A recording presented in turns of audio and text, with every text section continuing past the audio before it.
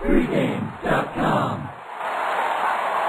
Welcome back to Pregame.tv. I'm joined in studio by my partners in crime, Ken Thomson, SportsX Radio, Bryan Leonard. Where are you from? Oh, we'll have a little story about Bryan later. It's just payback time, I believe. Yeah, it is payback time for you. You got a few coming. You know it's cold in Vegas when Bryan Leonard dons the jacket. Put the jacket on. It is a little chilly today. It's going to be dipping into the 20s tonight. What are you going to do there? My wife put the electric blanket on the bed. I'm all set. Oh, Jesus. On the couch. Yeah, on the couch. I don't care. He's been there many times. Yeah, I live on the couch. Well, we're going to take a look at, we started off with Bowling Green at Northern Illinois. And, this is going to be Ken's play. I got to say, with this one, obviously, Northern Illinois, what more could you ask for them? They're undefeated. They've done everything they're supposed to do. But the lines moved a little bit from the opener. But I'm a guy that I put a lot of emphasis into when I see the opening number to get my initial reaction. And I was shocked that I saw threes on this game when it first opened up. Obviously, it's been bet up now. But an undefeated team, I know it's a neutral field, but three, what am I missing in it? I tell you what, I just think Northern Illinois track record is what people are looking at. Undefeated last year. Sure, they got embarrassed second half against Florida State in the BCS Bowl. But, the team's consistent. What about Jordan Lynch? You have to at least get this kid to New York. With the numbers he puts up, I understand it's a MAC, but it's still Division I. He's got to go to New York. Yeah, he's had a great season. He's had a great career over there. And, you mentioned the line coming out. I thought it was a little cheap, too, based on this is a team. We've talked about this team trying to run up the score so they can get. Granted, Fresno State kind of did them a favor last week. You're right, absolutely. But you've got a Northern Illinois team right here that has had to win and win by margins, and they come out and they put the line at 3. I actually thought they were going to put it out at 4. Yeah, you're right. Yeah, and you know me, I always kind of look the opposite way. And when I saw the cheap number, my initial reaction is, my God, they want you to bet Northern Illinois in here, bringing it out that cheap. But I haven't made a decision on where I'm going with this game yet. But that's why we've got you here, because you have made a decision on it, and you want to fill us in a little bit. But not quite make it official yet. But what are you looking at? Some things here? Well, I looked at a common opponent that I thought was a key factor for me. And it was one of the better teams in the MAC that they both played. Now, Bowling Green missed Ball State, who I think with Wenning and company has one of the better offenses. Mm-hmm. And I thought that would be a good comparison. And Northern Illinois destroyed Ball State.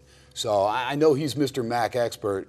And for me to pick that game and all of a sudden come in here and know I'm going to be under a microscope, I was like, God dang it, man. Leonard, man, the freaking MAC guy's here. Well, it's okay because we're going to talk about the Colts game later on, and that's your team. There so you you'll go. be able to give me back. Right. Yeah, now going back to that Ball State game for a question. If I remember correctly, isn't that the game that had the crazy scoring at the end of the game with the touchdowns, or am I thinking of a different MAC game where they ran up the score? Toledo, well, they scored late against Toledo. Yeah, Toledo and Bowling Green went down to the wire, and then Toledo ends up scoring late. I grabbed Toledo plus 4.5 in the game. I took the only one I could find, and I thought I had a loser. Bowling Green had that game, and then Toledo comes down and scores that late touchdown. All right, well, you know what, guys? Let's make this one official. We're going to make you, for 1 week, we're going to take away the MAC title from Mr. Leonard. There you go. You're the head of the MAC this week. Hopefully I'll be able to hold on to it for at least a day.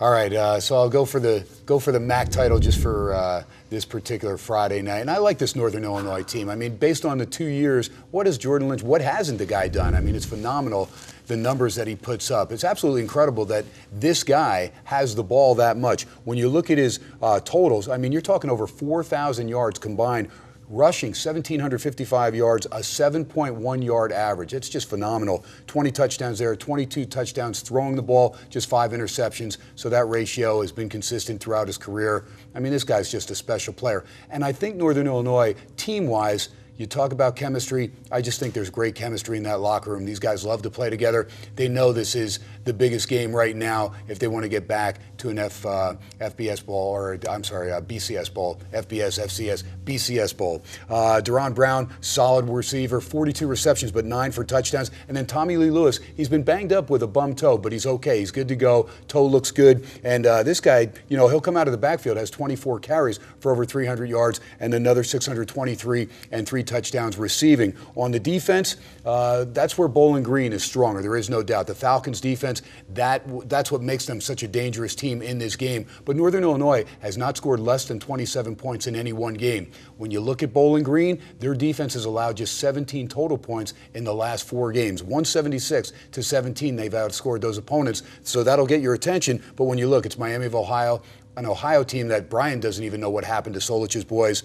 Eastern Michigan way down, and then Buffalo. That was a little surprised that they beat Buffalo 24-7, beat them pretty good. I like the Bowling Green D, but they're a little bit banged up.